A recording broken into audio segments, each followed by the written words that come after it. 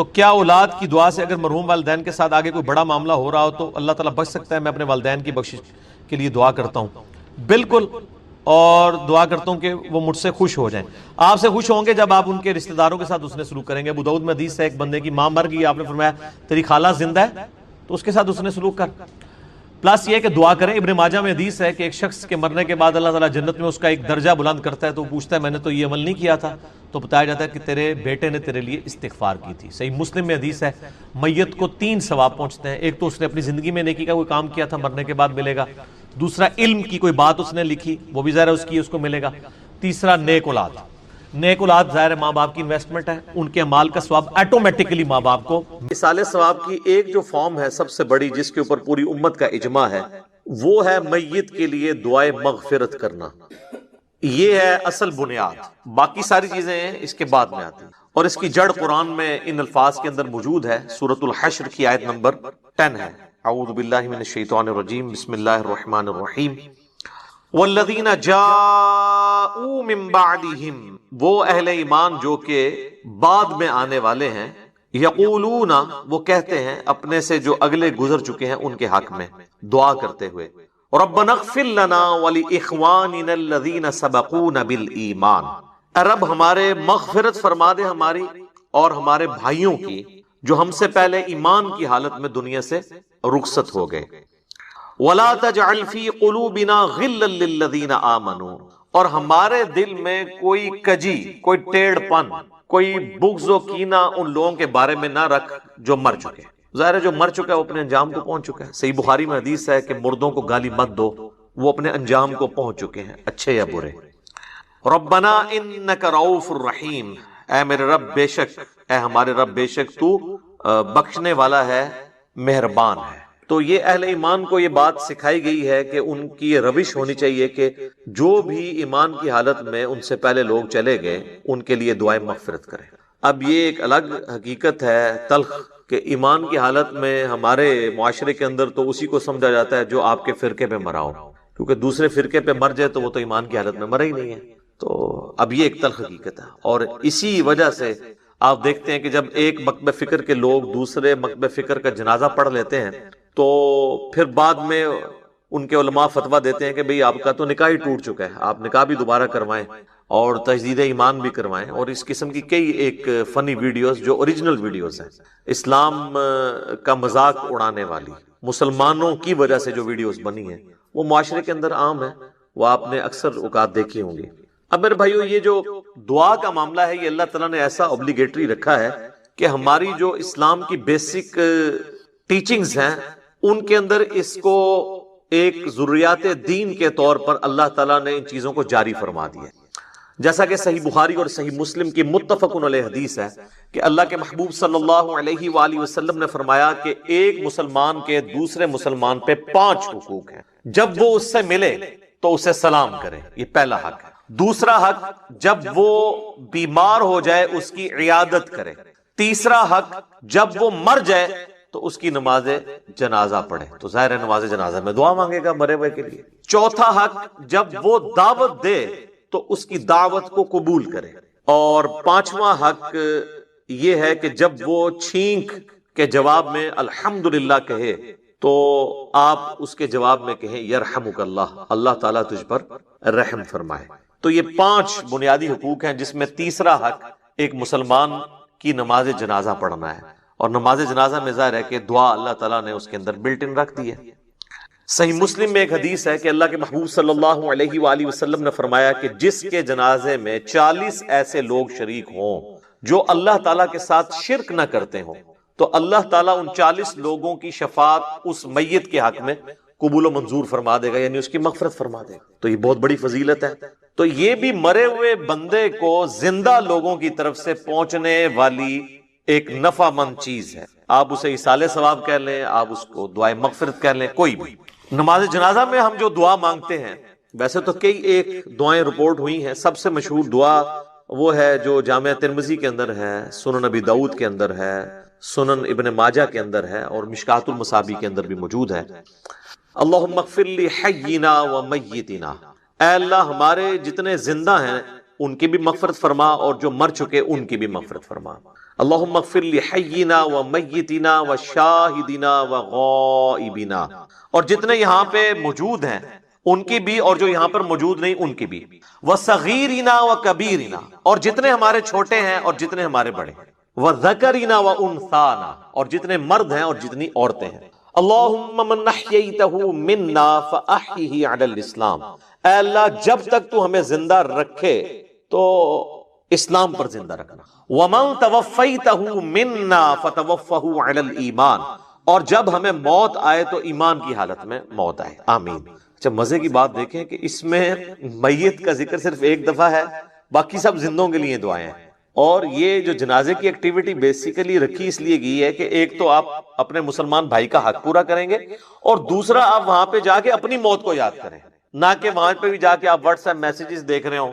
آپ دیکھ رہے ہیں کہ میت کو دفنایا جا رہا ہوتا ہے اور لوگوں کے فون بج رہے ہوتے ہیں۔ کئی لوگ تو یعنی میت کو دفنانے کے لیے قبر میں اترے ہوتے ہیں نا، تو ان کے بھی فون وہاں پہ بج رہے ہوتے ہیں۔ یعنی یہ ہماری کمٹمنٹ کا لیول ہے آخرت کے ساتھ اور دنیا کے ساتھ، یہ آپ کمپیریزن کر سکتے ہیں۔ پھر اس سے اگلا ورژن ہے، سنن ابی داؤد میں حدیث ہے کہ جب اپنے بھائی کو دفنا چکو تو اس کی قبر پر کھڑے ہو کر اس کے قبر میں سوالات کی استقامت کے لیے دعا کرو۔ یہ نبی علیہ السلام نے حکم دیا۔ ایک تو ویسے ہمارے یہاں پہ عموماً لوگ نماز جنازہ کے بعد دعا مانگنا شروع کر، تو وہ تو کوئی ثابت نہیں ہے۔ وہ جس سنن ابی داؤد یا سنن نسائی کی حدیث کا سہارا لیتے ہیں وہ تو الفاظ ہی کچھ اور ہیں۔ وہ یہ کہ جب اپنے بھائی کے لیے جنازہ پڑھو تو خلوص سے اس کے لیے دعا مانگو، تو وہ یہ کہتے ہیں کہ جنازہ پڑھنے کے بعد مانگو، حالانکہ اس چیپٹر کی آپ ہیڈنگ دیکھ لیں، وہ جنازے کے اندر پڑھے جانے والی دعاؤں کا ذکر ہو رہا ہے۔ اور یہاں پہ کیا ہوتا ہے کہ ہمارے جو حنفی بھائی ہیں بریلوی اور دیوبندی، ان کا جنازہ تو 1 منٹ کا بھی مشکل سے ہوتا ہے، اور بعد میں دعا جو ہے وہ 5 سے 10 منٹ کی ہو رہی ہوتی ہے۔ دیوبندی نہیں مانگتے، اور ان سے پوچھے کیوں نہیں مانگتے، وہ کہتے ہیں ثابت نہیں ہے۔ اور جب ان سے یہ پوچھیں کہ یہ جو فرض نماز کے بعد آپ اجتماعی دعا کرتے ہیں، ویسے تو اکیلے جو مرضی آپ کریں، یہ کہاں سے ثابت ہے؟ وہ کہتے ہیں یہ علماء نے جاری کی ہے تاکہ امت سے دعا اٹھ نہ جائے۔ تو کیا صرف دیوبندی علماء کو یہ حق حاصل ہے کہ وہ دین میں چیزیں خود سے انجیکٹ کریں گے؟ بریلویوں کو کوئی حق حاصل نہیں ہے؟ حقیقتاً تو دونوں کو کوئی حق حاصل نہیں، یہ دونوں نے ہی دین کے اندر اپنی طرف سے چیزیں داخل کر دی۔ اصل دعا جو ہے وہ قبرستان میں دفنانے کے بعد آپ نے قبر کے اوپر کھڑے ہو کر کرنی ہے، دفنانے کے دوران بھی ہے، صحیح سند کے ساتھ۔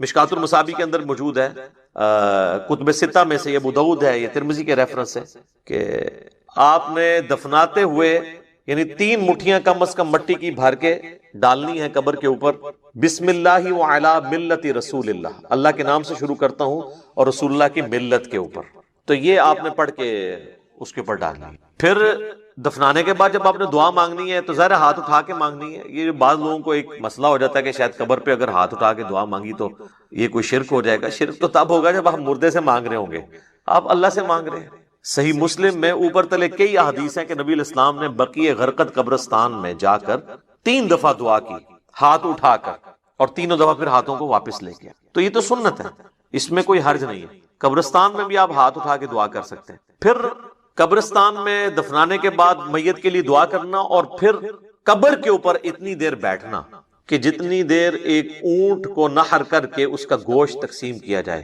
تو یہ صحیح مسلم کے اندر حضرت عمر ابن عاص کی وصیت ہے، انہوں نے اپنے بیٹے کو وصیت کی تھی کہ جب میں مر جاؤں میری قبر پہ اتنی دیر بیٹھے رہنا کہ جتنی دیر ایک اونٹ کو نحر کر کے اس کا گوشت تقسیم کیا جاتا ہے، یعنی 2 سے 2.5 گھنٹے، تاکہ میں اپنی قبر کے ساتھ مانوس ہوں، اور تاکہ میں یہ جان لوں کہ میں نے اپنے رب کے آئے ہوئے فرشتوں کو کیا جواب دینا ہے۔ اب وہ اس لفظ کو بھی لوگ پکڑتے ہیں، وہ کہتے ہیں جان لوں کا مطلب یہ ہے کہ وہ باہر سے کوئی آواز لگائے گا۔ تو اگر آواز ہی لگانی ہوتی تو حضرت عمرو ابن عاص اپنے بیٹوں کو کہہ دیتے کہ بھی تم نے جو ہے نا میری قبر پہ کھڑے ہو کے اذان دے دینی ہے تاکہ مجھے پتہ چل جائے۔ یہاں پہ لوگ دیتے ہیں نا اذان، پوچھے کہاں لکھی ہے، وہ کہتے ہیں منع کہاں ہے۔ تو اس اعتبار سے تو آپ دین میں جو مرضی داخل کر لیں۔ وہ تو میرے بھائی جنازے کی بھی اذان منع تو کہیں پہ نہیں ہے، ہم کیوں نہیں دیتے کہ نبی علیہ السلام نے نہیں دی۔ عیدین کی اذان نہیں ہوتی، منع تو کوئی نہیں ہے۔ وہ کہتے ہیں نہیں جی وہ بخاری مسلم میں حدیث ہے کہ نبی علیہ السلام عید کی اذان نہیں دیا کرتے تھے۔ سر یہ حدیث تو آپ کے کام کی نہیں ہے، آپ نے حدیث یہ دکھانی ہے کہ نبی علیہ السلام عید کی اذان سے منع فرمایا کرتے، نہیں دیا کرتے تو وہ آپ نہ بھی بتائیں، ہمیں پتہ ہے کہ نہیں دیا کرتے تھے، نہیں تو بہت سارے کام بھی نہیں کیا کرتے تھے۔ نبی علیہ السلام کی 3 بیٹیاں آپ کی مبارک زندگی میں فوت ہوئی ہیں، آپ نے ان کو اپنے ہاتھوں سے دفنایا، آپ نے کسی کا تیجا 40واں نہیں کیا۔ جب ہم پوچھتے ہیں کہ وہ کہتے ہیں جی وہ منع تو کوئی نہیں نہ کیا، ٹھیک ہے۔ تو منع والا معاملہ یہ ہے میرے بھائی کہ جو کام دین کے اندر نہیں نبی علیہ السلام نے تعلیم فرمایا وہ انڈرسٹوڈ منع ہی تصور کیا ہے. یہ ایک سینسٹیو ٹاپک ہے, میں اس کو اینڈ کے اوپر کنکلوڈ کروں گا, میں موضوع کو تلخ نہیں کرنا چاہتا اس طرف گفتگو لے جا کر. تو بہرحال آپ نے حضرت عمرو بن عاص کی جو صحیح مسلم کی حدیث ہے اس میں ان کی وصیت یہ ہے کہ آپ نے بیٹھنا ہے قبر پہ اتنی دیر, یعنی قبر کے ایگزیکٹ اوپر نہیں بیٹھنا, یعنی پاس بیٹھنا ہے, وہاں بیٹھ کے اللہ کا ذکر کریں, جو مرضی آپ کریں. تو اللہ تعالیٰ ذکر کی برکت سے مردے کے لیے, آپ کی دعاؤں کی برکت سے اس کے لیے آسانی پیدا کر دے گا.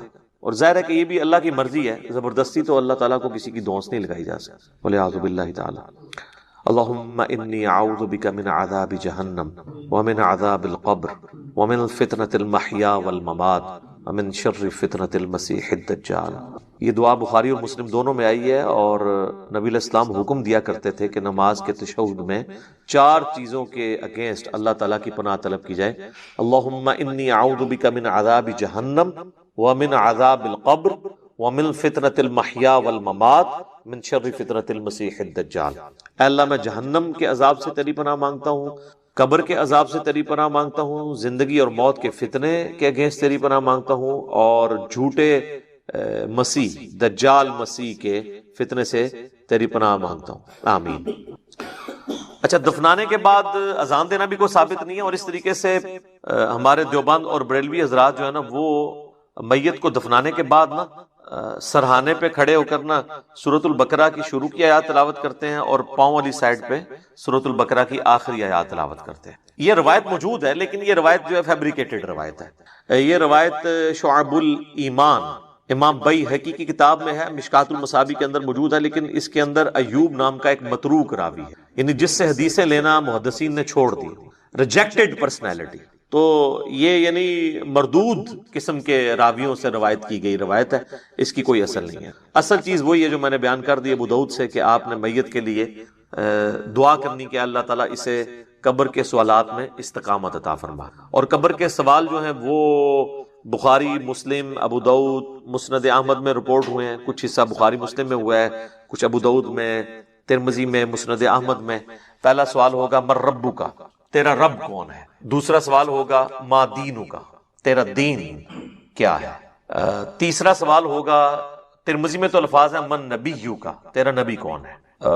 بخاری میں الفاظ ہیں ما کنت تقول فی حق ھذا الرجل, تو اس مرد کے بارے میں دنیا میں کیا کہا کرتا تھا, یا تو کیا کہے گا اس کے بارے میں. وہ کہتے ہیں جی نبی علیہ السلام کی شکل مبارک دکھائی جاتی ہے اور پوچھا جاتا ہے اس مرد کے بارے میں. تو یہ حاضر رجل, وہ کہتے ہیں حاضا کا مطلب تو ہے کہ وہاں پہ موجود ہوں گے.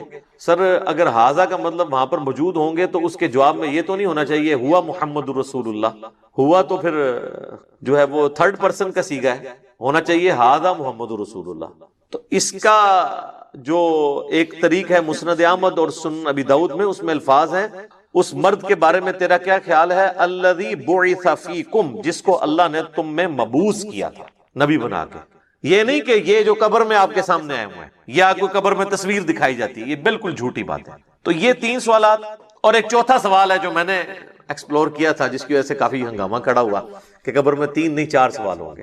وہ چوتھا سوال جو ہے وہ مؤمن کے لیے اور منافق کے لیے ڈیفرنٹ ہوتا ہے. وہ بخاری میں بھی ہے, سنن ابی داؤد کے اندر بھی. مؤمن جو ہے وہ تینوں سوالوں کے جواب دیتا ہے تو فرشتے چوتھا سوال کرتے ہیں کہ تجھے کیسے پتا چلا, تو وہ کہتا ہے کہ میں نے اللہ کی کتاب پڑھی اور نبی علیہ السلام کے نبی ہونے کی تصدیق کی. تو اللہ کی کتاب اگر پڑھی نہیں ہوگی تو تصدیق کیسے کریں گے, یہ کتاب پڑھیں گے تو آپ تصدیق کریں گے. تو اور منافق کہتا ہے ہائی ہاتا لا ادری, ہائے افسوس مجھے کچھ پتا نہیں, مجھے کچھ پتا نہیں. تو فرشتے اس کو کہتے ہیں کہ تو نے خود پڑھ کر سیکھنے کی سمجھنے کی کوشش کیوں نہیں کی, یا کسی ایسے شخص سے پڑھنے کی کوشش کیوں نہیں کی جسے ان چیزوں کا پتا تھا. دونوں معنی درست ہیں. تو جب تک آپ خود اللہ کو سیریس نہیں لیں گے آپ سچائی تک پہنچ نہیں سکتے. تو اس لیے میں نے کہا تھا قبر میں 3 نہیں 4 سوال ہونے ہیں, اور چوتھا سوال جو ہے وہ تمام سوالات کی جان ہے. اگر زندگی میں پتا چل جائے تو پہلے 3 سوالوں کا جواب کے لیے تیار ہونا آپ کے لیے آسان ہو جائے گا, ادروائز تو مشکل ہو جائے گا. بہرحال ایک ضمناً یہ بات تھی. تو قبر پہ بھی آپ نے دعاؤں میں مردوں کو یاد رکھنا ہے. اس کے بعد عام حالت میں بھی آپ جب قبرستان جائیں گے تو آپ کو دعا سکھائی گئی ہے. صحیح مسلم میں الفاظ ہیں السلام علیکم اہل الدیار من المؤمنین والمسلمین وَإِنَّا إِن شَاءَ اللَّهُ بِكُمْ لَلَاحِقُونَ نَسْأَلُ اللَّهَ لَنَا وَلَكُمُ الْعَافِيَةَ۔ تم پر سلامتی ہو اے مؤمنین اور مسلمین جو اس قبرستان کے اندر دفن ہو، خواہ مرد ہو یا عورت ہو۔ السلام علیکم اہل الدیار من المؤمنین والمسلمین وَإِنَّا إِن شَاءَ اللَّهُ بِكُمْ لَلَاحِقُونَ، اور اللہ نے چاہا تو ہم بھی عنقریب تمہارے ساتھ آ کے ملنے والے ہیں، ظاہر ہم نے بھی مرنا ہے۔ اور پھر سات الفاظ ہیں کہ ہم تم سے تمہارے لیے اور اپنے لیے اللہ کے حضور عافیت کا سوال، نسأل اللہ لنا ولکم العافیہ، ہم اللہ سے سوال کرتے ہیں تمہارے لیے اور اپنے لیے عافیت کا۔ یہ دعا ہے۔ تھوڑے بہت الفاظ کے فرق کے ساتھ صحیح مسلم میں اور دعائیں بھی ہیں، بلکہ یہ سب سے آسان دعا، یاد رکھنی بھی آسان ہے۔ ایک دعا ہے جامع ترمذی کے اندر السلام علیکم یا اہل القبور، وہ روایت اصول محدثین پہ ضعیف ہے، اصل دعا یہی ہے۔ بلکہ صحیح مسلم میں ایک حدیث ہے، عائشہ کہتی ہیں کہ نبی علیہ السلام ایک دفعہ میرے ساتھ بستر پہ لیٹے تھے، تو تھوڑی دیر بعد آپ نے یہ محسوس کیا کہ میں سو گئی ہوں، تو آپ علیہ السلام چپکے سے اپنے بستر سے نکلے اور بقیع غرقد مدینے کے قبرستان کی طرف چلے گئے۔ تو کہتی ہیں میں بھی نا جاسوسی کرنے کے لیے پیچھے کسی اور بیوی کے پاس نہ چلے گئے، میں بھی نکلی اور میں نے حضور علیہ السلام کو دیکھا کہ آپ بقیع قبرستان میں یوں ہاتھ اٹھا کے دعا کر رہے ہیں، 3 دفعہ آپ نے ہاتھ اٹھا کے دعا کی اور اپنے ہاتھوں کو واپس کیا۔ تو وہ کہتی ہیں میں جلدی جلدی بھاگتی بھی واپس آئی، آ کے بستر پہ لیٹ گئی، اور یہ یعنی میں نے ایکٹ کرنے کی کوشش کی کہ میں تو یہاں سے گئی نہیں تھی، لیکن سانس پھولا ہوا تھا، سانس تو نہیں کو روک سکتا۔ وہ بزرگ ہی ہیں جو 12 دن تک وضو روک کے رکھتے ہیں، تو چونکہ جھوٹ ہوتا ہے نا، تو کہتے ہیں کہ میرا سانس پھولا ہوا تھا۔ نبی علیہ السلام جب واپس آئے تو انہوں نے سیدہ عائشہ سے فرمایا کہ تم میرے پیچھے آئی تھی، اور اگر تم مجھے نہیں بتاؤ گی نا تو تمام غائب کا جاننے والا تو مجھے بتا ہی دے گا۔ علم غیب بھی کلیئر کر دیا حضور نے۔ آپ نے نہیں کہا کہ مجھے تو پتہ ہے، میں تو حاضر و ناظر ہوں، ان کا مجھے اللہ تو خبر دے دے گا۔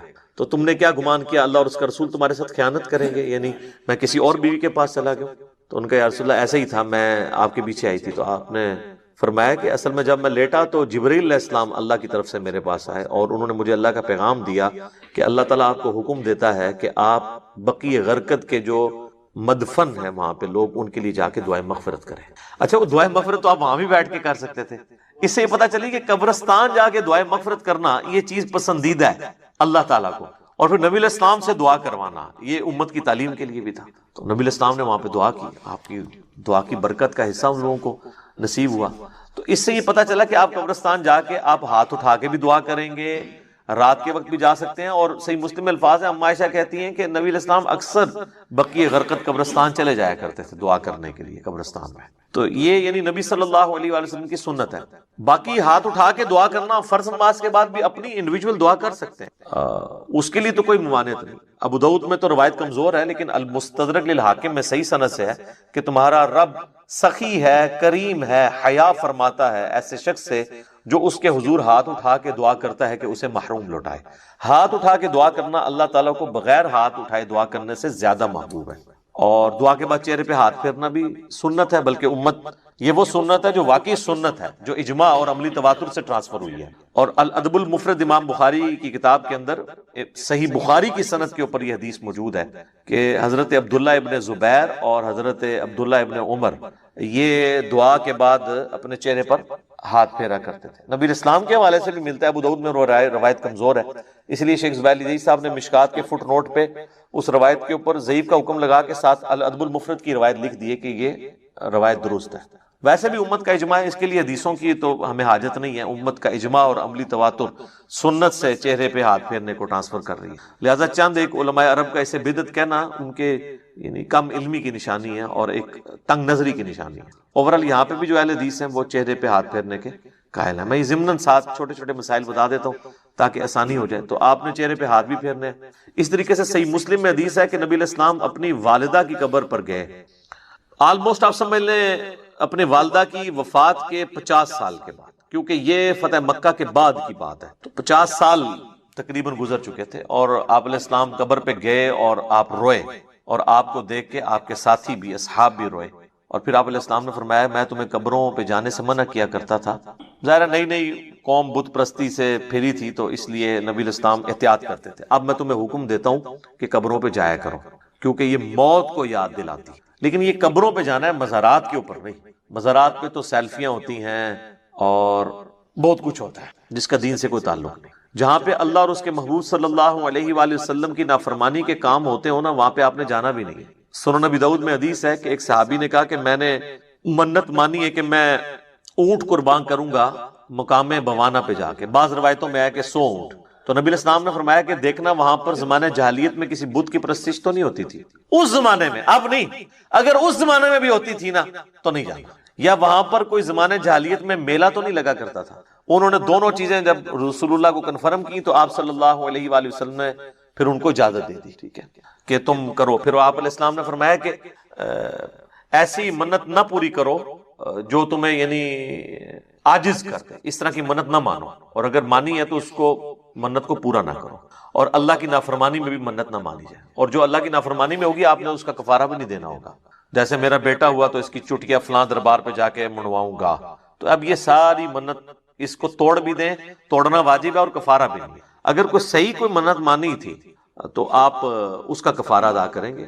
ویسے ہوتا کچھ نہیں ہے. بخاری مسلم میں حدیث ہے کہ منت ماننے سے کنجوس کا مال نکل جاتا ہے، یہ مصیبت کو نہیں ٹال سکتا. تو بہرحال یہ ہے کہ آپ نے منت کا پھر کفارہ وہی ہے جو بخاری مسلم میں آیا کہ منت توڑنے کا کفارہ وہی ہے جو قسم توڑنے کا کفارہ سورۃ المائدہ کی آیت نمبر 89 میں ہے کہ ایک غلام آزاد کریں یا 10 مساکین کو کھانا کھلائیں یا 10 مساکین کو کپڑے لے کر دیں، اور اگر کوئی غریب ہے تو 3 مسلسل روزے رکھ لیں. تو اس طرح کی پھر منتیں آپ نے پوری نہیں کرنی ہوگی. بہرحال نبی علیہ السلام نے اپنی والدہ کی قبر پہ جا کے یہ امت کو میسج دیا کہ آپ نے قبروں کو لاوارث نہیں چھوڑنا، قبروں پہ جانا ہے، قبروں پہ جا کے عبرت حاصل کرنی ہے، اور قبروں پہ جا کے ان قبر والوں سے نہیں مانگنا بلکہ ان کے لیے دعا کرنی ہے کہ اللہ تعالیٰ ان کی مغفرت کا کوئی سامان کرے، کیونکہ وہ ہماری دعاؤں کے محتاج ہیں جو قبرستان میں دفن ہے، کیونکہ وہ تو اب اپنے اعمال آگے نہیں بڑھا سکتے. تو جو ہم پیچھے بچ گئے ہیں ہماری ذمہ داری ہے ہم ان کے لیے جا کے دعائے مغفرت والا معاملہ کریں. اچھا، اسی طریقے سے صحیح بخاری اور صحیح مسلم دونوں میں حدیث ہے کہ نبی علیہ السلام کو ایک صحابی کی وفات کی خبر ملی تو نبی علیہ السلام نے دونوں ہاتھ یوں بلند کر کے، حتیٰ کہ صحابہ کہتے ہیں ہم نے آپ کے بغلوں کی سفیدی بھی دیکھی، کیونکہ آپ کا اکثر لباس تہمد اور اوپر چادر ہوتی تھی. اگر آپ نے کرتا نہ پہنا ہو اور صرف چادر اوپر لی ہوئی ہو اور یوں ہاتھ اٹھائیں تو بغلوں کی سفیدی ظاہر ہو جاتی ہے. تو آپ نے کہا اے اللہ ابو عامر کو بخش دے اور اسے کثیر مخلوق پر فضیلت عطا فرما. تو اس سے ثابت ہوا کہ مرے ہوئے شخص کے لیے ہاتھ اٹھا کے آپ دعا کر سکتے ہیں ان الفاظ کے ساتھ. اور ایک اور حدیث ہے صحیح مسلم کے اندر، ام سلمہ کہتی ہیں کہ جب میرے خامن فوت ہوئے ابو سلمہ تو نبی علیہ السلام ہمارے گھر تشریف لائے تو آپ صلی اللہ علیہ وآلہ وسلم نے ہمیں صبر کی تلقین کی، اور آپ علیہ السلام نے پھر ابو سلمہ کے لیے دعا کی کہ اے اللہ اسے بخش دے اور اسے اپنے ہدایت یافتہ لوگوں میں بلند درجہ عطا فرما، اور اے اللہ اس کے جو پیچھے لوگ بچ گئے ان پہ تو خلیفہ ہو جا، یعنی اس کی کمپنسیشن تو فرما دے، اور اے اللہ اس کی قبر کو نور سے تو بھر دے. یہ آپ صلی اللہ علیہ وآلہ وسلم نے ان کے لیے دعا کی، اور اس میں یہ بھی الفاظ ہیں کہ قبر کو گشادہ کر دے اور نور سے بھر دے. یہ تعزیت کی دعائیں ہیں جو آپ کر سکتے. باقی قبرستان جا کے آپ جنازہ اگر آپ کا رہ گیا تو آپ قبرستان جا کے قبر پہ کھڑے ہو کے بھی جنازہ پڑھ سکتے ہیں. بخاری مسلم دونوں میں حدیث ہے کہ ایک بوڑھی عورت جو مسجد نبوی کی صفائی کیا کرتی تھی جب وہ فوت ہو گئی تو صحابہ نے رسول اللہ کو نہیں بتایا اور راتوں رات جنازہ پڑھ کے دفنا دیا. کچھ دن کے بعد نبی علیہ السلام نے پوچھا کہ وہ عورت نظر نہیں آ رہی تو بتایا گیا کہ وہ تو فوت ہو گئی ہے. تو حضور نے فرمایا کہ مجھے اس کی قبر پہ لے جاؤ. تو اب حضور علیہ السلام کو کسی صحابی نے یہ نہیں کہا کہ یا رسول اللہ آپ تو ہر مومن کی قبر میں جاتے ہیں تو 3 دن پہلے تو آپ تشریف لے گئے ہوں گے، آپ کو تو پتہ ہی ہوگا کہ یہ مر چکی ہے. اس زمانے میں یہ عقیدے نہیں ہوا کرتے تھے، نہ کسی کے دماغ میں ہوتا تھا. تو رسول اللہ صلی اللہ علیہ وسلم کو وہ قبر پہ لے گئے تو آپ علیہ السلام نے جا کے وہاں پہ قبرستان میں اس کی قبر پہ کھڑے ہو کر جنازہ پڑھا. یہ غائبانہ نماز جنازہ نہیں ہوتا کیونکہ اس میں تو قبر سامنے ہوتی ہے، اور اس کا طریقہ یہ ہوتا ہے کہ آپ نے قبر کی ایسی سائڈ پہ کھڑے ہونا ہے کہ آپ کا قبلہ کی طرف رخ ہو اور قبر آپ کے سامنے ہو. اور پھر آپ علیہ السلام نے واپسی پر فرمایا، مسلم شریف میں ڈیٹیل ہے، اس میں الفاظ ہیں کہ یہ قبریں اندھیروں میں ڈوبی ہوئی تھی، اللہ نے میرے جنازہ پڑھنے کی برکت سے انہیں نور سے بھر دیا. اب یہ سبحان اللہ تو آپ نے بول دیا ہے، لیکن اس کا جو ایک تلخ پہلو ہے کہ نبی کی دعا کی برکت سے کسی کافر کی قبر جو ہے نا وہ نور سے نہیں بھر سکتی، کیونکہ کافر کے بارے میں تو نص قطعی ہے قرآن کی. وہ تو سورہ توبہ میں آپ 70 دفعہ بھی دعا کریں ہم نہیں قبول کریں گے، منافقین کے لیے، کافروں کے لیے. تو یہ مسلمانوں کی قبریں تھیں نمبر 1. اور مسلمان ظاہر بریلوی دیوبندی اہل حدیث نہیں، اس زمانے کے مسلمان. میں صحابہ نہیں کہتا ورنہ آپ کہیں گے گستاخی ہو گئی ہے. آپ خود ہی پوچھ لیجیے گا پھر کون لوگ ہوں گے جو حضور کی زندگی میں فوت ہو چکے ہیں ایمان کی حالت میں. اچھا، تو نبی علیہ السلام نے فرمایا کہ نور سے اللہ تعالیٰ نے ان کی قبروں کو بھر دیا. اچھا، پہلے اندھیروں میں تھی، اور اس سے یہ بھی پتا چلا کہ رسول اللہ کی برکت کیا ہے کہ آپ کے جنازہ پڑھنے کی برکت سے اللہ تعالیٰ نے آپ کی دعا کی برکت سے ان کو یہ نفع عطا فرمایا. اب یہ حضور کی دعا ہی ہے، باقی تو جنازہ تو صحابہ نے بھی ان کا پڑھا ہوگا. ٹھیک ہے، یہاں تو لوگ کہتے ہیں بزرگ جنازہ پڑھ لیں تو جناب سمجھو کہ اگلے پچھلے سارے مردے بخشے گئے. تو جنازے تو ان کے بھی ہوئے ہوئے تھے، لیکن حضور کے جنازہ پڑھنے سے فرق پڑا، ویسے تو نہیں پڑا.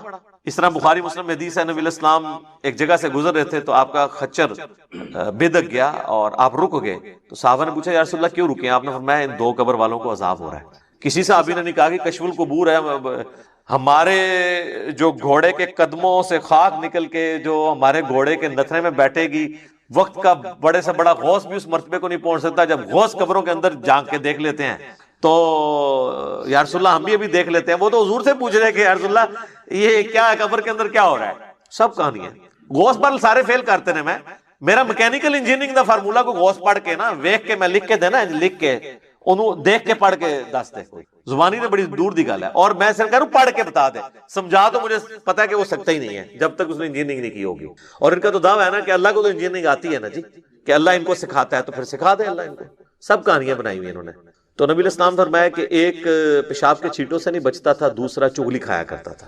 پھر آپ علیہ السلام نے ایک ٹہنی درخت کی توڑی، اس کے 2 حصے کیے اور اسے لگا دیا دونوں قبروں پہ. آپ نے فرمایا جب تک یہ ہری رہیں گی نا ان کے عذاب میں تخفیف ہوگی. اب یہ حضور کے ہاتھوں کی برکت ہے. لوگوں نے پھر آگے ضرب تقسیمیں لگا دی کہ جی وہ ٹہنیاں جو ہے اللہ کا ذکر کریں گی اور ذکر کرنے کی برکت سے یہ ہوگا. اور سب ٹہنیاں لگانے سے کیا ہونا ہے؟ وہ رسول اللہ کے مبارک ہاتھوں کی برکت تھی. اور اسی کو پھر ایکسٹراپولیٹ کیا نا انہوں نے قبروں پہ جو پھول ڈالتے ہیں. تو پھر آپ پھول نہ ڈالیں، جو نبی علیہ السلام نے کیا آپ وہی کام کریں. آپ ضرور ٹہنی لگائیں، اور یہاں پہ لوگ لگا بھی دیتے ہیں دفناتے وقت سرانے سائڈ کے اوپر. تو آپ سنت کے اوپر، اسی سنت کے اوپر عمل کریں. تو آپ نے فرمایا ایک پیشاب کے چھینٹوں سے نہیں بچتا تھا اور ایک چغلی کھایا کرتا تھا. بظاہر ایک دیکھنے میں معمولی سے گناہ ہے، لیکن ان کا عذاب یہ یعنی ان کو دیکھنا پڑا. تو نبی صلی اللہ علیہ وآلہ وسلم کے اس عمل کی برکت سے ان تک یہ نفع پہنچا. تو یہ تو حضور کی برکات ہے. تو بعض لوگ یعنی نبی علیہ السلام کے قبرستان جنازہ پڑھنے سے غائبانہ نماز جنازہ کی طرف جاتے ہیں. غائبانہ نماز جنازہ یہ نہیں ہے. صحیح بخاری میں موجود ہے نبی علیہ السلام نے نجاشی کا نماز جنازہ غائبانہ پڑھا اور آپ کو اللہ تعالیٰ نے وحی کے ذریعے بتایا. تو آپ نے فرمایا کہ تمہارا بھائی جو ہے وہ نجاشی فوت ہو گیا، تو اس کے لیے 4 تکبیریں کہیں. تو امام بخاری نے اس پہ باب نہیں باندھا کہ غائبانہ نماز جنازہ کا جواز. امام بخاری کو پتا تھا یہ نجاشی کی خصوصیت ہے، کیونکہ نجاشی کی تو وہ حیثیت نہیں تھی جو رسول اللہ کے اور اصحاب کی تھی. حضور کے نزدیک سب سے لاڈلے صحابہ، جن میں ٹاپ آف دا لسٹ حضرت زید ابن حارثہ، جن کا نام قرآن میں ہے سورۃ الاحزاب میں. حضور کے منہ بولے بیٹے، اور وہ جنگ موتا میں شہید ہوئے. تو بخاری کے الفاظ ہیں، آپ مدینہ شریف میں رو رہے ہیں کہ میرے زید کو شہید کر دیا گیا، میرے جعفر کو شہید کر دیا گیا، عبداللہ بن رواحہ کو شہید کر دیا گیا. اور پھر مسلمان اللہ کی تلواروں میں سے ایک تلوار یعنی خالد بن ولید پر متفق ہوئے ہیں. تو وہ اپنی فوج بچا کے واپس لانے میں کامیاب ہو گئے رومن امپائر کے اگینسٹ. لیکن نبی علیہ السلام نے ان کا کوئی نہیں کہا کہ اٹھو تو زید پہ نماز جنازہ غائبانہ پڑھے. تو یہ غائبانہ نماز جنازہ کیٹاسٹرافک کنڈیشن میں، اگر کوئی کفر کی سرزمین میں مر گیا ہے، وہاں پہ اس کا کوئی یعنی نماز جنازہ پڑھنے والا نہیں ہے، تو آپ یہاں پہ ضرور پڑھیں. یہاں تو ایک شہر میں مرتا ہے، ہزاروں کا جنازہ ہوتا ہے، دوسرے شہر میں اس کا غائبانہ پڑھ رہے ہوتے ہیں. اور اس کا پڑھ رہے ہوتے ہیں جو ذرا امیر ہوتا ہے، جس نے زیادہ فنڈ دیا ہوتا ہے. غریب آدمی کے لیے کہتے ہیں جی دعا، امیر آدمی کے لیے غائبانہ نماز جنازہ. ٹھیک ہے نا؟ تو نہ آپ کی دعاؤں سے کوئی فرق پڑ رہا ہے نہ نماز جنازوں سے، کیونکہ آپ تو سب کچھ دنیا داری کے لیے کر رہے ہیں. تو یہ جو ایٹیچیوڈ ہے، پھر اس کے اوپر چندے اکٹھے کرنا. آپ پتہ نا ہمارے تو یہاں ایک بہت بڑی جماعت رہی ہے جس نے غائبانہ نماز جنازہ کو ایک ایکٹیویٹی بنا کے اس طرح پریزنٹ کیا اور یعنی ہلچل مچا کے رکھ دی، اور اس میں پھر چندے اکٹھے کیے. تو یہ بھی ایک یعنی لوگوں کی جیبیں ہتھیانے کا ایک ذریعہ بن گیا ہے. حالانکہ مردے کے لیے تو دعا کرنی ہے کہ اللہ تعالیٰ اس کے لیے کوئی آسانی والا معاملہ فرمائے.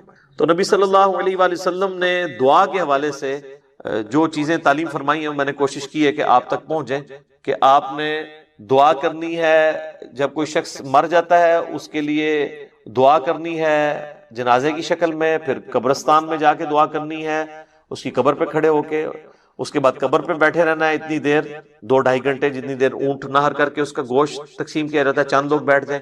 اس کے بعد بھی وقتاً فوقتاً جب قبرستان جانا ہے اس کے لیے دعا کرنی ہے، اور قبرستان نہ بھی جائیں اپنی نمازوں کے اندر آپ نے دعا کرنی ہے اس کے لیے. تو کئی ایک دعائیں ہیں، آپ یہ دعا تو ضرور کریں اپنے نماز کے تشہد میں. بخاری مسلم میں حدیث ہے جب تم تشہد پڑھ چکو، دروشی پڑھ چکو، تو جو چاہو اپنے رب سے مانگو. تو کم از کم اپنے ماں باپ کے لیے دعا مانگیں، رب ارحمہما کما ربیانی صغیرا، اے رب ان دونوں پر رحم فرما جس طرح انہوں نے بچپن میں مجھے پالا تھا. رب اجعلنی مقیم الصلاۃ ومن ذریتی ربنا وتقبل دعاء ربنا اغفر لی ولوالدی وللمؤمنین یوم یقوم الحساب. اللهم ربنا آتنا فی الدنیا حسنۃ وفی الآخرۃ حسنۃ وقنا عذاب النار. اللهم انی اعوذ بک من عذاب جہنم ومن عذاب القبر ومن فتنة المحیا والممات ومن شر فتنة المسیح الدجال. آمین. یہ ساری دعائیں جتنی بھی آپ کو دعائیں یاد ہیں وہ آپ پڑھیں. مشکات المصابیح کی آپ پہلی جلد میں تشہد کی دعاؤں کے بیان میں چلے جائیں تو آپ کو کئی ایک دعائیں مل جائیں گی، وہ یاد کریں. قرآن میں جتنی دعائیں آئی ہیں وہ آپ مانگ سکتے ہیں، اس موقع پہ مانگیں.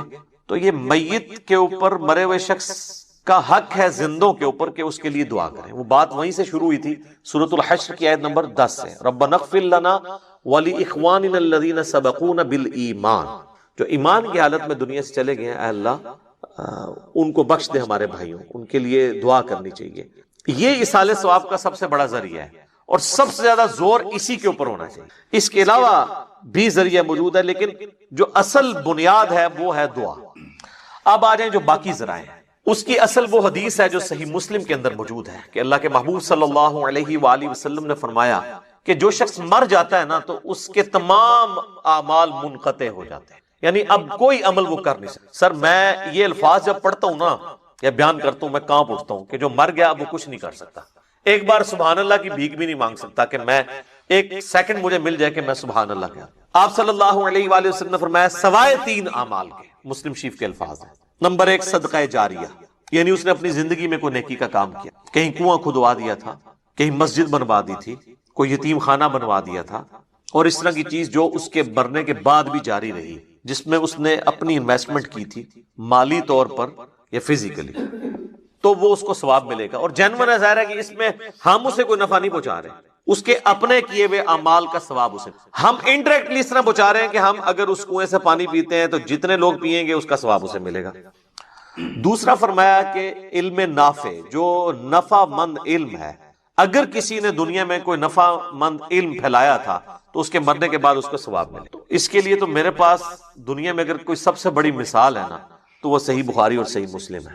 ان ائمہ کو جو اللہ نے اتنی بڑی بات سجھائی کہ انہوں نے نبی علیہ السلام کی سنت کو ریٹن ریکارڈ کے طور پر جمع کیا. آج نا 1200 سال تو ہو چکے ہیں، کوئی ان کے پائی کی کتاب لا نہیں سکا. اب تو ویسے ہی بھول جائیں. آپ وہ حدیث کا بھی جو پیریڈ تھا وہ پہلے 500-600 سال کا تھا، اس کے بعد تو سب کے سب جو ہے نا وہ ناقل ہی ہیں پرانے بزرگوں کے. محدثین جو اپنی اسناد سے حدیثیں پہنچاتے تھے وہ تو اب فوت ہو چکے، کیونکہ اب تو سند ہی بہت لمبی ہو گئی ہے. 1000 سال کی سند کون یاد رکھے؟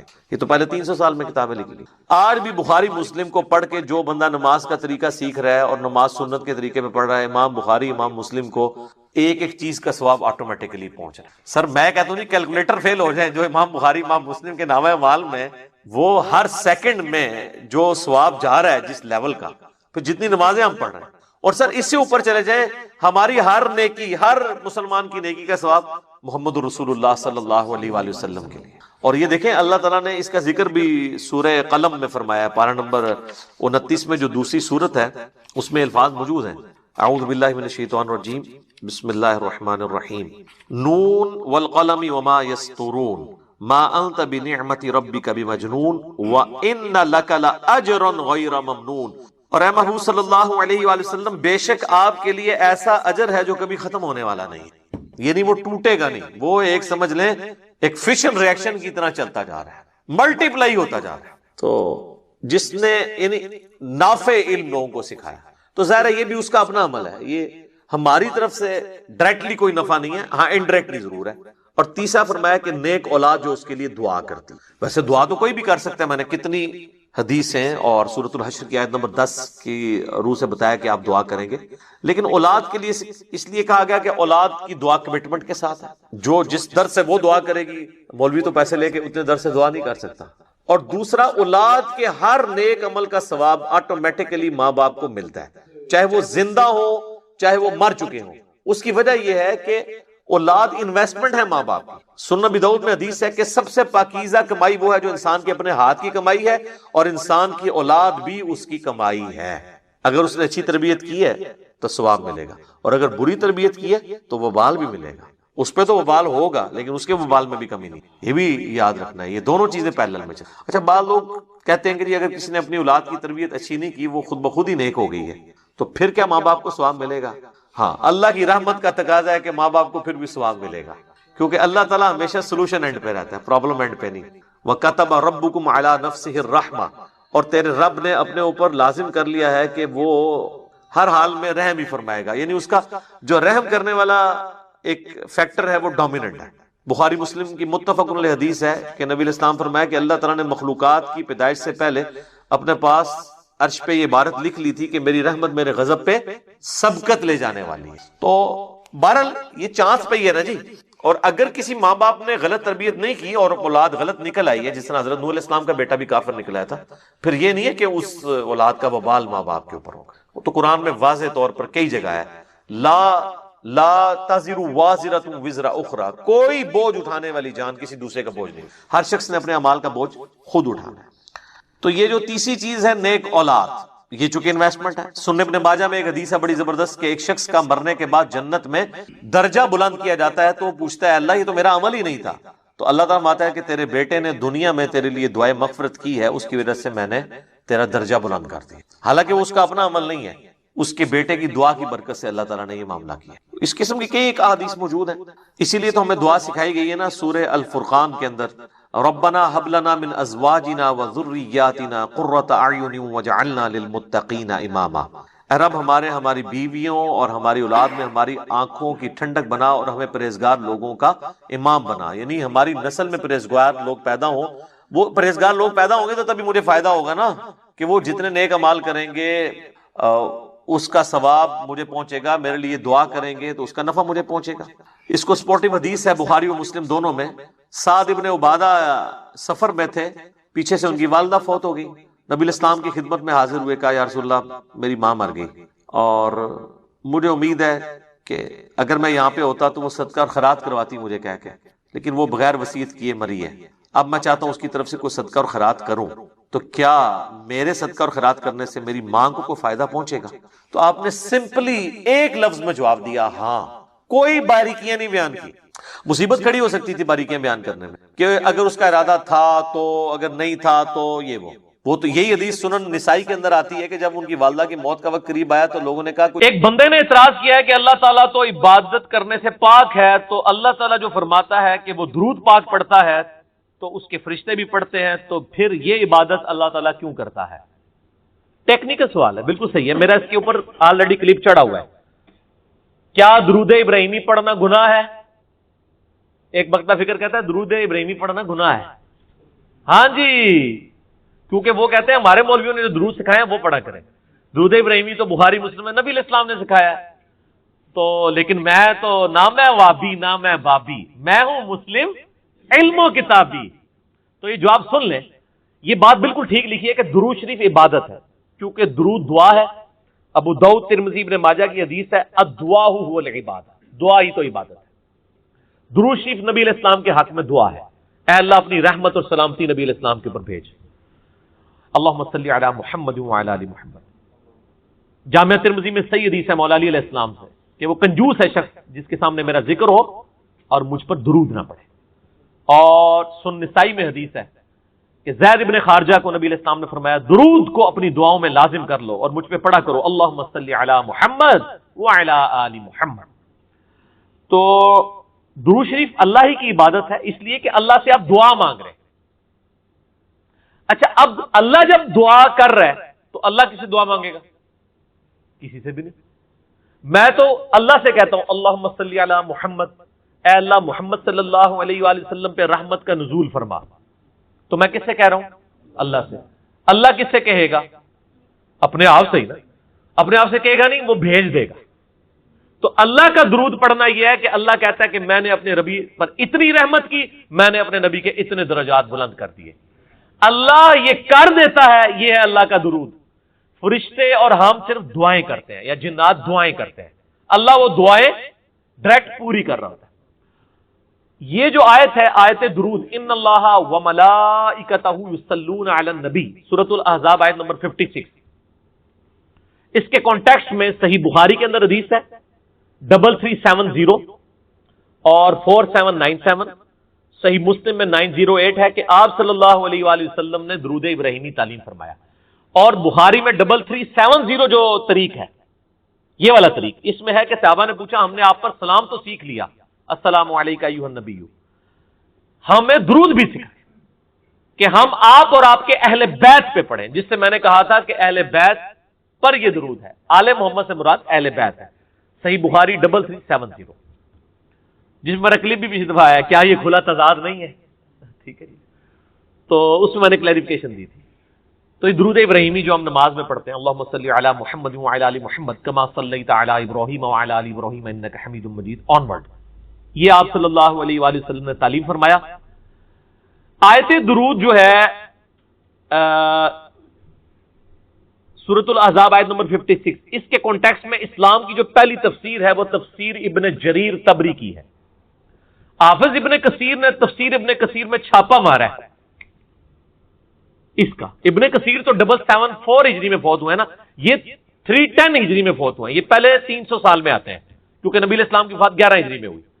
ابن جریر طبری، اسلام کی پہلی تفسیر، انہوں نے آیت درود کے کانٹیکسٹ میں لکھا ہے کہ یہ جو آیا کہ اللہ بھی درود پڑھتا ہے، اس سے مراد کیا؟ انہوں نے کہا ورڈ بائی ورڈ ان کے الفاظ ہیں، مجھے یاد ہے کہ اللہ تعالی کے فرشتے اور ایمان والے نبی علیہ السلام کے لیے دعائے رحمت کرتے ہیں، اور اللہ تعالیٰ اپنے نبی پر رحمت فرماتا ہے، یہ اللہ کا درود ہے، اور فرشتوں نے اور انسانوں کا درود کیا ہے؟ دعا کرنا، اور اللہ کا درود کیا ہے؟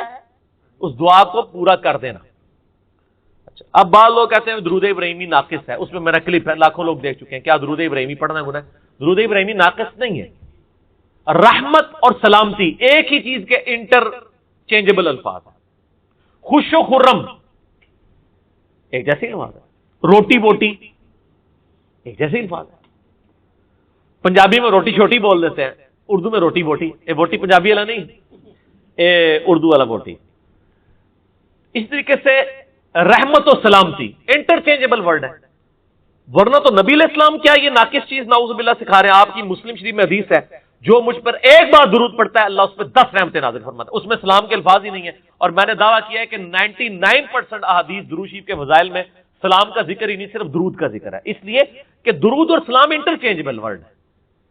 ہاں، سن نسائی میں ہے، جو ایک بار درود پڑتا ہے اللہ تعالیٰ اس پہ 10 رحمتیں نازل فرماتا ہے، اس کے 10 گناہ معاف کرتا ہے، 10 درجات بلند کرتا ہے اس کے لیے، اور اس پہ 10 دفعہ اللہ تعالیٰ رحمت بھی نازل فرما دیتا ہے۔ ٹھیک ہے جی، 10 نیکیاں بھی عطا فرماتا ہے، 4 چیزیں، 10 رحمتیں اس پہ آتی ہیں، 10 گناہ معاف ہوتے ہیں، 10 نیکیاں اور 10 درجات، یہ سن نسائی میں ہے، اس میں درود کے الفاظ ہیں، سلام کے نہیں ہے۔ ہاں، ایک حدیث میں ہے جو ایک بار درود پڑھے اللہ 10 درود بھیجے گا، جو ایک بار سلامتی بھیجے اللہ تعالیٰ 10 سلامتی بھیجے گا۔ تو درود دعائے رحمت ہے، رحمت سلامتی ہے، سلامتی رحمت ہے۔ تو اس کو مطلب یہ کہنا کہ درود ابراہیمی ناقص ہے، اس میں سلام نہیں ہے، قرآن میں سلام کا حکم ہے، میرے بھائی جو قرآن میں سلام کا حکم ہے وہ سلام ہمیں سکھا بھی دیا گیا، وہ ہر نماز میں مسلمان پڑھتا ہے، السلام علیکم ایھا النبی، بخاری مسلم کھول کے دیکھیں کہ یہ سلام ہے وہ۔ ٹھیک ہو گیا جی؟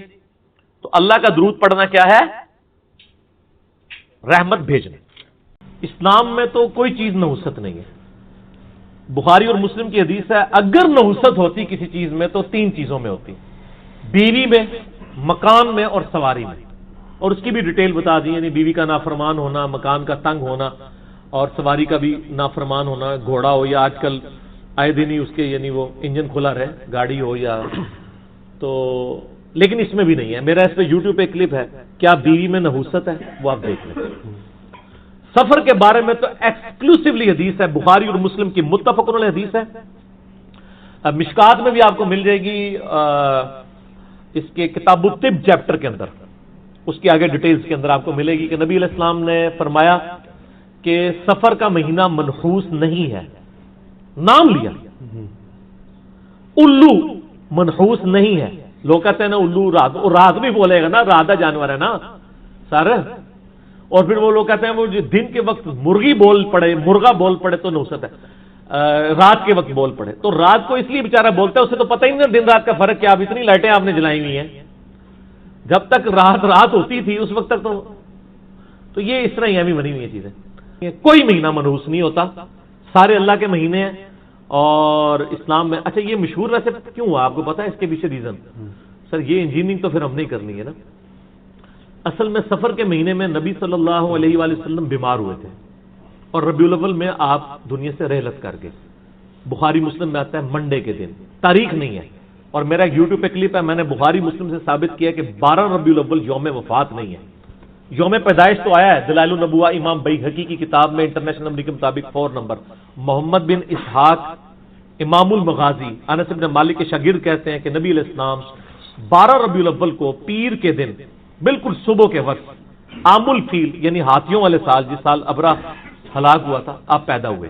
وفات بخاری مسلم سے میں نے ثابت کیا ہے کہ نبی علیہ السلام کی منڈے کو ہوئی ہے اور 12 ربیع الاول کو نہیں ہوئی ہے. وہ میرا یوٹیوب پہ آپ کلپ دیکھ لیں، کیونکہ آپ نے جو آخری حج کیا ہے وہ اس حج میں 9 ذوالحجہ جمعے کے دن آئی تھی اور وفات آپ کی ہوئی ہے پیر کے دن. یہ دونوں حدیثیں بخاری مسلم میں ہیں.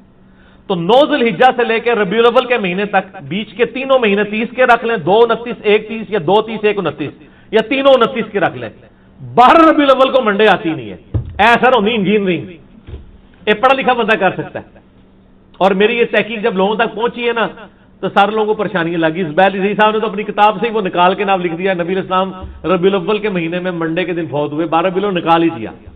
یہ اس زمانے کی بات ہے جب میں بریلوی تھا، میں نے یہ تحقیق چھاپی تھی.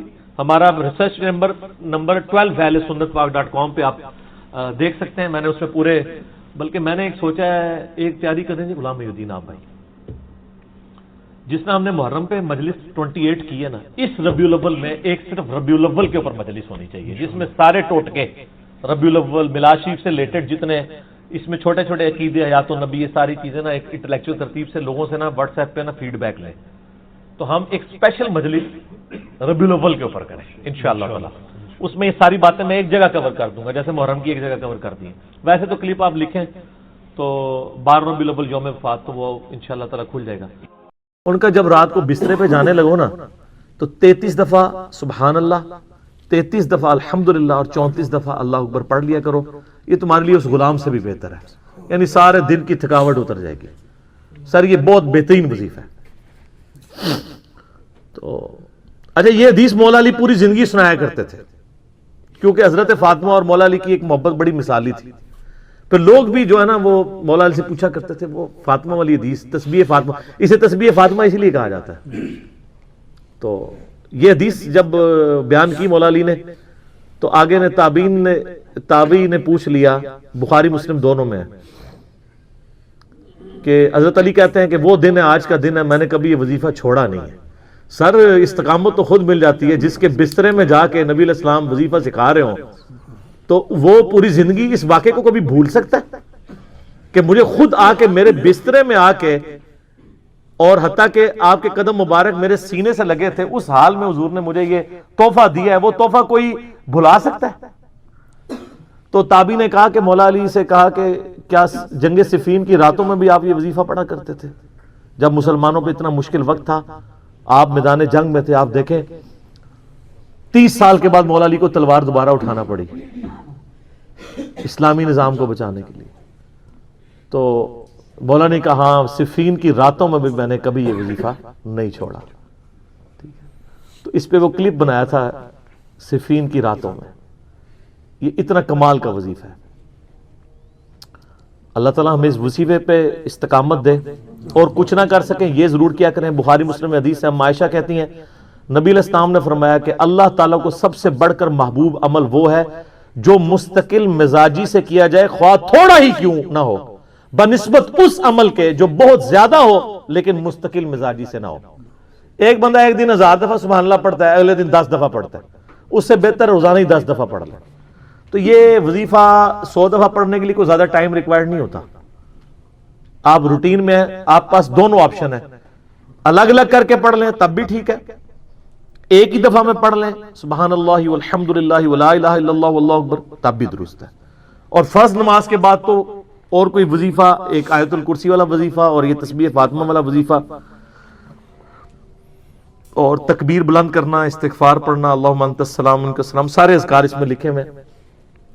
چند ایک وظائف تو ضرور پڑھیں، اور اس میں یہ والا وظیفہ کبھی نہ چھوڑیں، یہ بہت ایکسٹرا آرڈنری وظیفہ ہے۔